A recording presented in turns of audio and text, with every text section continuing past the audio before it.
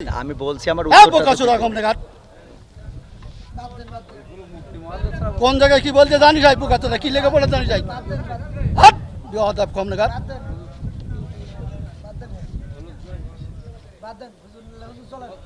একদম বাস্ত করে দেবো সব একদম একটা প্রশ্ন আমার উত্তর দেন একটু আপনারা সারা বাংলাদেশে হুজুর নাম করা হুজুর কজন মোবাইলে দেখলাম যে 5 জনের 5 রকম মত এই নামাজে। আপনারা হুজুর আপনাদের পিছনে হাজার হাজার লোক নামাজ পড়ে, আপনাদের মধ্যে 12 রকম মত কেন?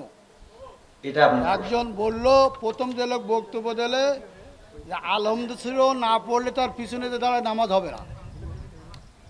আচ্ছা, মানে এখন মূল প্রশ্ন হলো আমাদের মত এত বেশি কেন? এত মত বেশি কেন? আপনারা যে বক্তব্য দিচ্ছেন সব শুনলাম, আমাদের মধ্যে দ্বিধাবন্ধ পাড়ি দিচ্ছেন তো আপনারা। একজন বলল যে নামাজ হবে না, আদৌ হবে না, তিনি খুব নাম করা উচিত, 5 জনের মধ্যে তিনি প্রথম। দুজন বললো আদৌ নামাজ হবে না, পিছনে আরামদেশ্বর না পড়ে। তারপরে একজন বললো না আরামদেশ্বর পড়া যাবে না, একজন যখন জোরে ইমাম পড়বে তখন পিছনে পড়ার কোনো যুক্তি নেই। 5 জনের 3 জন একমত, 2 জন একমত, আমরা কোন পথে যাবো? এখানে বিষয়টা হলো ইখতিলাফ। তো নামাজ হয় না আমাদের না বাবারে, আমরা তো তাহলে এবার আমি একটু উত্তর দিই। সেইজন্য বললাম আমি তো অত বড় হুজুর এই বিষয়ে বড় হুজুর উত্তর দিক নাকি?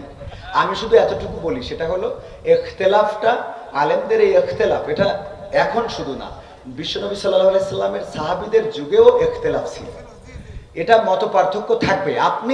আপনি একজন চেয়ারম্যান, বাংলাদেশে অসংখ্য চেয়ারম্যান আছে না নাই? তো সব চেয়ারম্যান কি একই সুরে কথা বলে? বলেন, চেয়ারম্যান আর ইসলামের মধ্যে ভেদাভেদ হবে কেন? চেয়ারম্যানই করে এক জিনিস আর ইসলাম এক জিনিস। চেয়ারম্যান আর ইসলামের মধ্যে তুলনা করলে হবে না। আপনারা তো বুঝাইতে পারবেন। আমি যদি বলি, যেমন আপনি একজন আলহাজ মানুষ, দেখেন আপনি সব বাদ দেন, ইসলামের বেসিক কিছু নিয়ম আছে, সাথে ইসলামের কোনো সম্পর্ক নেই। আচ্ছা, ইসলামের তো আপনি হজটা করেছেন, তাই না?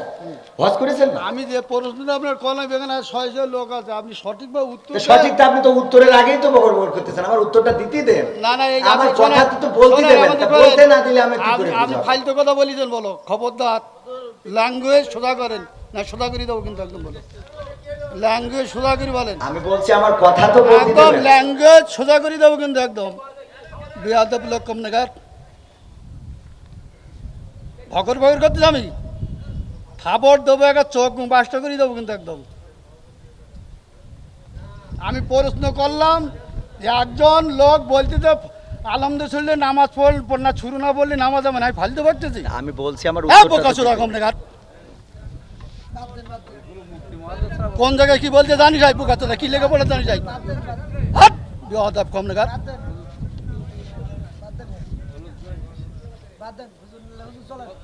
একদম বাস্ত করে দেবো সব একদম।